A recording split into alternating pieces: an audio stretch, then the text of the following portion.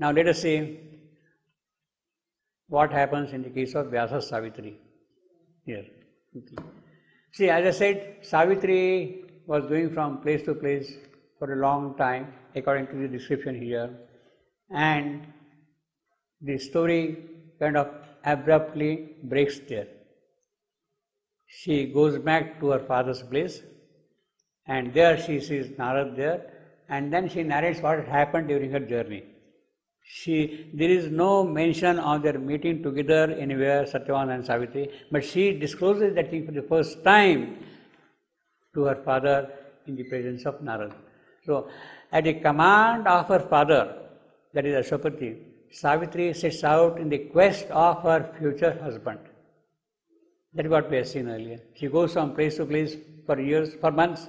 She rides a golden chariot and travels through several near and far distant places, moves through kingdoms and penance groves of the sages. Even as she visits temples and holy places, she gives great charities to people. She makes offering, donations to people, because she is a princess, a royal princess. So she lavishly gives charities to all the people. And then suddenly what happens? She returns after that long journey and finds her father in the company of Narad. To Narad and her father, to them, she discloses the choice she had made in Satyavan as her husband. For the first time in the story here, we see that they have met together here like that. Narad speaks of his death 1 year after his marriage, but Savitri remains firm in her resolve. Seeing that Savitri's decision is founded in virtuous principles, Narad approved the choice and blesses them all good life and good fortune. He says, yes, everything will be all right, although he is having only 1 year life as per the, but he will. Then he says, Ashwapati gives. Now this is the new description which is not there in Shevanu Savitri. Ashwapati, after Savitri had disclosed her choice in Satyavan, then Ashwapati, her father, starts making preparations for the marriage ceremony. Ashwapati gives attention to the details of giving his daughter in marriage. The traditional party. The marriage party sets out to Shalva forest, where in the hermitages live Satyavan and his parents engaged in tapasya. In the hermitage, Satyavan and his parents, they are engaged in spiritual practices here. Ashwapati makes a formal offer to Satyavan's father. He goes to the forest, Shalva forest. He sees that the old man, the blind man, is sitting under a sala tree, that is ebony tree. He is sitting there, meditating and all that. So Ashwapati approaches him and introduces himself to him, and at that point of time, he is received by Dhumasena, as Satyavan's father. And the first thing which he does, whenever a guest comes like that, a respected guest, the tradition is some gift is given to the guest first. So Dhumasena gives the gift of cow to Ashwapati. Cow is a holy symbol of affection and love and plenty of that thing.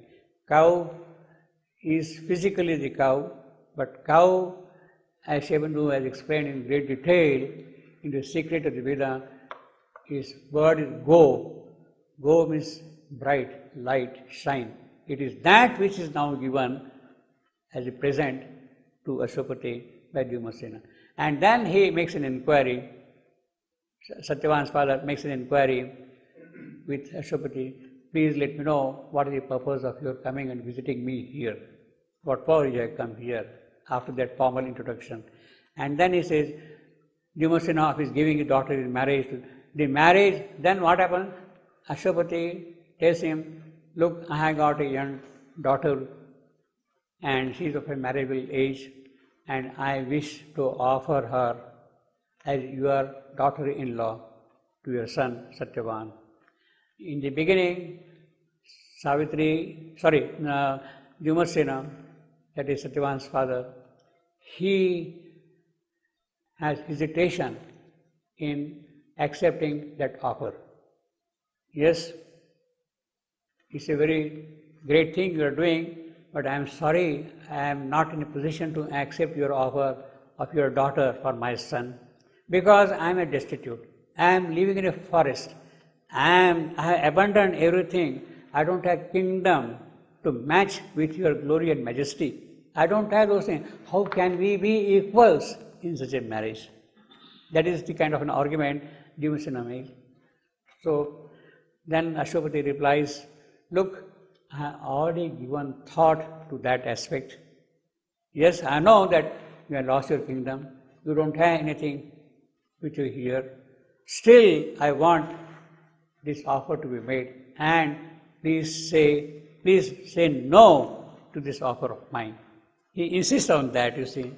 And then Dimasena explains that it's a wonderful thing that this had been a long wish of mine that our two families come together through blood relationship. Now that it is happening this way, I am feeling extremely happy that your family and my family, they are joining together to this marriage. I feel extremely happy about that kind of a thing. So this is the kind of an argument they make with each other. And then Dimasena is giving his daughter in marriage to Satyavama. The marriage is duly solemnized by the learned Brahmins in the presence of the rishis and elders in the hermitages. That is the sacramental part of the marriage which is done there. The ceremony follows the prescribed rites and fire offerings between Satyavama and Savitri. The marriage party then departs, and Savitri lays aside all her rich ornaments, her jewelry, her beautiful clothes and all that. She is a princess.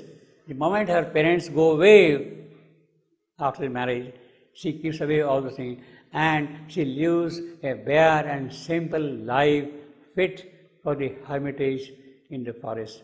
That is the kind of a life she accepts there, etc. So this is what we have in Savitri. This part is not there in Shivanu's Savitri, because he says it's an ideal world, the marriage has taken, there is no necessity to go and describe all the rituals and all that thing. It has already been done, finished.